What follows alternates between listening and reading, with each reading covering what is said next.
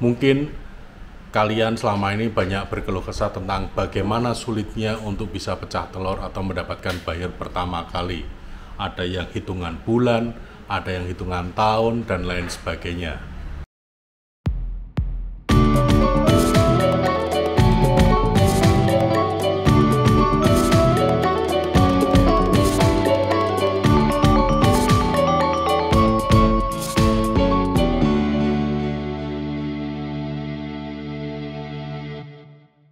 Selamat pagi, selamat siang, selamat sore, dan selamat malam para Masdaber dimanapun berada.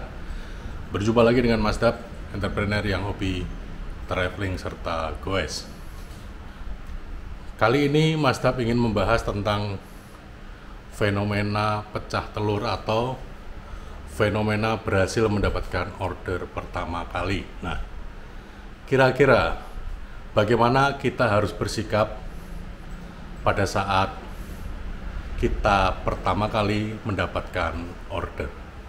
Ikuti vlog ini sampai dengan selesai. Pertama-tama, Masdab ingin mengucapkan selamat bagi kalian para Masdaber yang sudah berhasil pecah telur atau mendapatkan order pertama kali. Jadi dalam 1 minggu kemarin itu Masdab mendapatkan DM yang mengabarkan bahwa ada beberapa para Masdaber yang berhasil pecah telur. Jadi DM yang masuk adalah seperti ini, dan ini. Ya.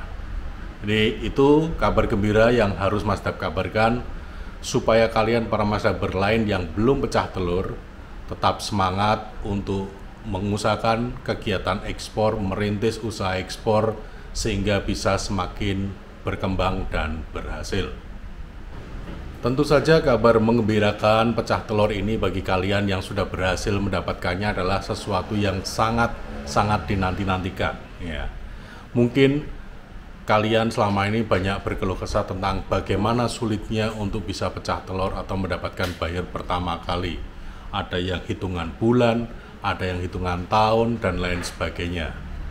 Bahkan ada di antara para Masdaber kemarin yang mengabarkan itu dia membutuhkan waktu setelah hampir 2 tahun baru pecah telur. Ya tentu ini membanggakan bagi Anda yang berhasil mencapainya.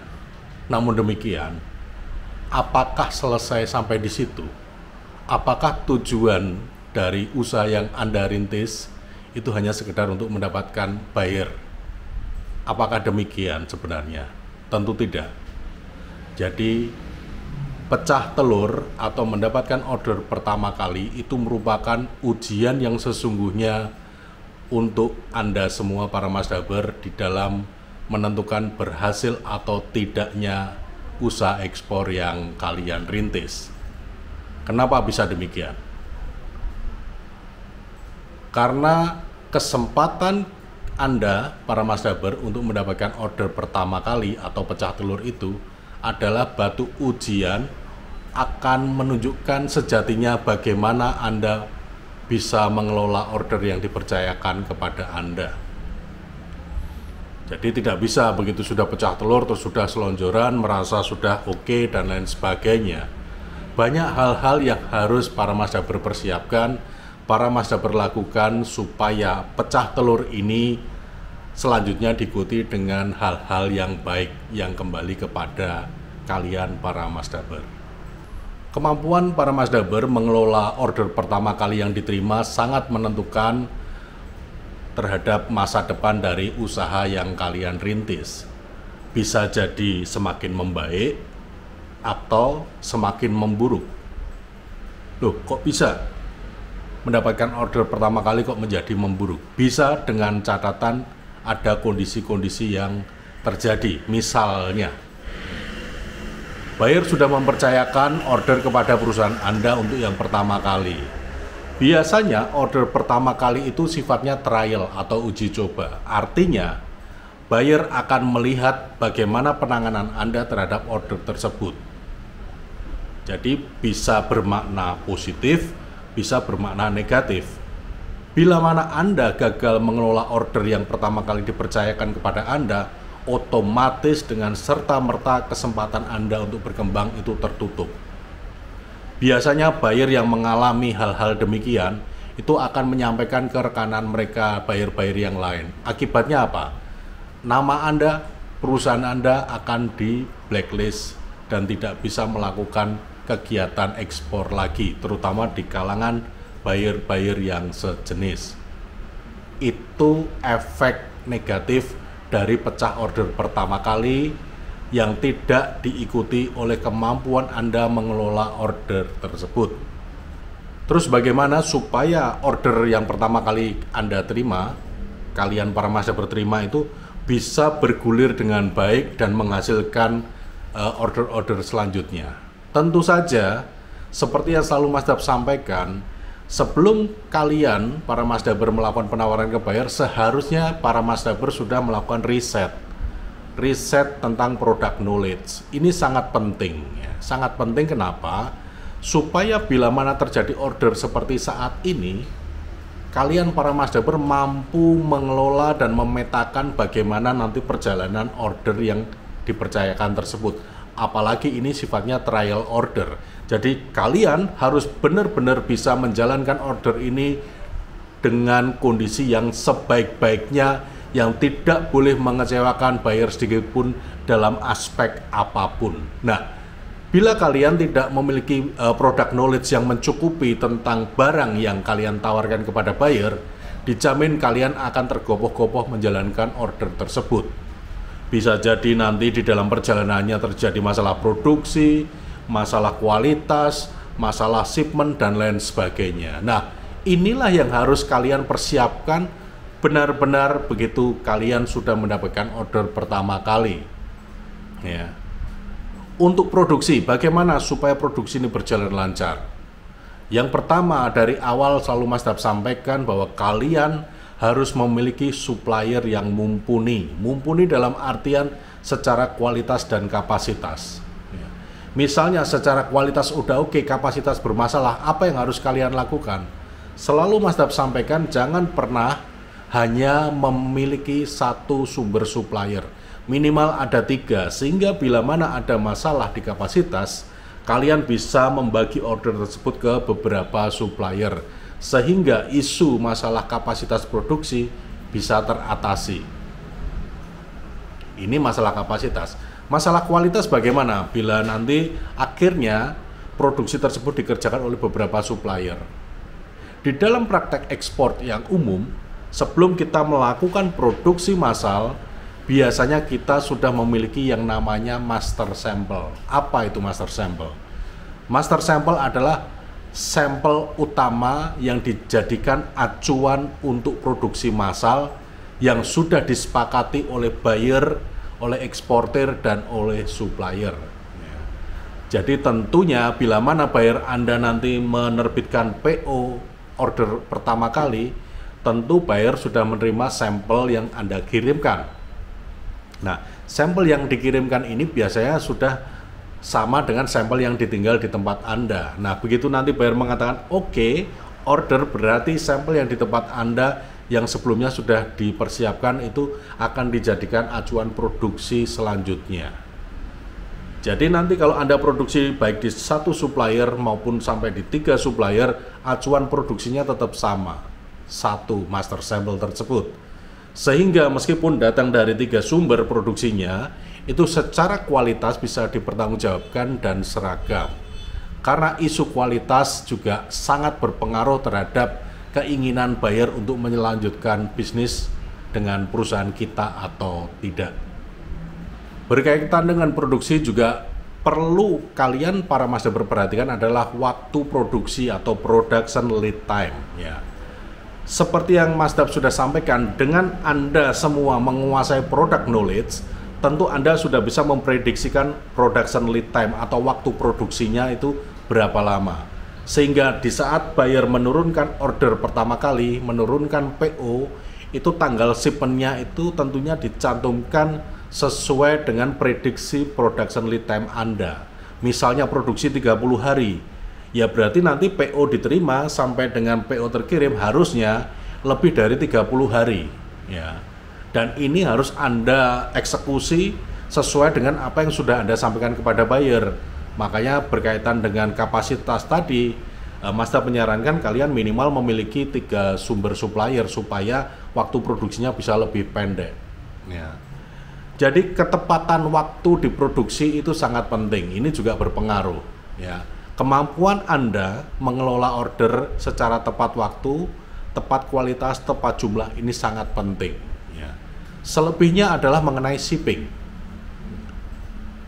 Anda tentu pada saat menerima PO dari buyer sudah mendapatkan tanggal perkiraan shipment-nya. Nah, ini jauh-jauh hari itu sebaiknya mulai Anda komunikasikan dengan pihak forwarder atau MKL yang Anda tunjuk, supaya Anda bisa tahu kira-kira jadwal rutin untuk pengiriman kontainer ke negara tersebut itu pada hari apa saja. Biasanya ada seminggu 2 kali kah, seminggu 1 kali kah, biasanya hari apa. Nah, dengan demikian Anda sudah bisa mempersiapkan pengelolaan shipment atau pengiriman barang tersebut jauh-jauh hari sebelum barang itu selesai produksi. Dengan demikian, resiko-resiko yang mungkin muncul berkaitan dengan kelangkaan kontainer, jadwalnya tidak ada, terus mungkin untuk jasanya tracking dan lain sebagainya itu mahal, ini bisa kalian antisipasi lebih dini, ya. Nah, ini sudah 2 poin berkaitan dengan produksi dan berkaitan dengan shipment. Poin ketiga yang harus Anda perhatikan bila mana Anda baru pertama kali mendapatkan order dari buyer yang sifatnya masih uji coba atau trial adalah pelajari semua ketentuan-ketentuan tentang dokumen yang dibutuhkan. Ya. Karena apa? Setiap buyer, setiap negara itu memiliki aturan mengenai dokumen yang berbeda-beda. Anda tidak bisa menyamaratakan semua shipment dengan dokumen yang sama, tidak bisa. Ya. Sebagai contoh, untuk negara-negara tertentu memiliki persyaratan dokumen khusus, contohnya di Kanada, di Australia, Timur Tengah, dan lain sebagainya. Ini juga harus sudah di-clearkan di awal sebelum terjadinya shipment, supaya apa? Bila mana dibutuhkan dokumen-dokumen lain pendukung, dari awal Anda sudah tahu harus menghubungi siapa, terus bagaimana persiapannya, dan lain sebagainya, ya. Tentunya format-format dokumen tersebut juga harus Anda pelajari, ya, supaya Anda tahu apa yang harus tercantum di bill of lading-nya, apa yang harus tercantum di packing list invoice-nya, apa yang harus tercantum di COO-nya, apa yang harus tercantum di dokumen-dokumen pendukung lainnya. Ini harus Anda ketahui sebagai antisipasi supaya perjalanan order pertama kali ini bisa berjalan dengan baik, ya. Nah, berkaitan dengan dokumen dan shipment tadi, tentu Anda juga harus tahu dari awal penawaran harga Anda itu para Mazda Ber itu basisnya apa? Apakah FOB kah, CIF kah, dan lain sebagainya. Itu harus Anda pahami, karena ini nanti berkaitan dengan masalah dokumen dan biayanya, ya. Kalau Anda sudah paham mengenai basis-basis harga jual Anda, tentu Anda akan lebih mudah untuk mengelola dokumen-dokumennya. Jadi Anda tahu, oh, dokumen ini itu menjadi tanggung jawab siapa dan lain sebagainya. Bagaimana kita mengadakan pengiriman ini kalau dengan basis harga ini, itu juga harus Anda pelajari sebelumnya. Jadi begitu sudah terjadi shipment, dokumen diurus, itu nanti tidak terjadi keributan mengenai siapa yang bayar dokumennya, tidak. Disitulah harus Anda pahami basis harga jual Anda itu seperti apa. Sebagai contoh FOB, berarti Anda sebagai pihak eksportir itu wajib mengurus shipment dari pertama kali narik kontainer dari pelabuhan, melakukan proses loading, mengirim kembali kontainer ke pelabuhan, mengurus semua dokumennya sampai kontainer di atas kapal. Nanti semua dokumen dan local handling charges-nya itu yang membayar adalah Anda sebagai pihak eksportir, ya. Biasanya dokumen shipping yang original itu bisa terbit kalau tidak ada kendala itu dalam waktu 3 hari kerja. Biasanya sudah clear semua. Nah, begitu nanti sudah clear, dokumen itu terbit dalam waktu 3 hari kerja, kewajiban Anda adalah melakukan pembayaran dulu kepada pihak shipping atau forwarder untuk mengambil dokumen original tersebut. Nah, supaya prosesnya lebih lancar, Anda kan tentu waktu mengirimkan kontainer sudah tahu jadwalnya, kapan kapal akan tiba. Itu Anda jadikan acuan. Kontainer akan tiba di negara tujuan tanggal berapa. Jadi sebelum tanggal itu pastikan Anda sudah mendapatkan original dokumen dan menginformasikan kepada buyer Anda mengenai dokumen shipment-nya sudah siap dan silakan dibayar lunas untuk nilai ordernya. Jadi setelah nanti buyer Anda itu membayar lunas, baru dokumen asli atau original ini Anda rilis atau Anda kirimkan kepada buyer.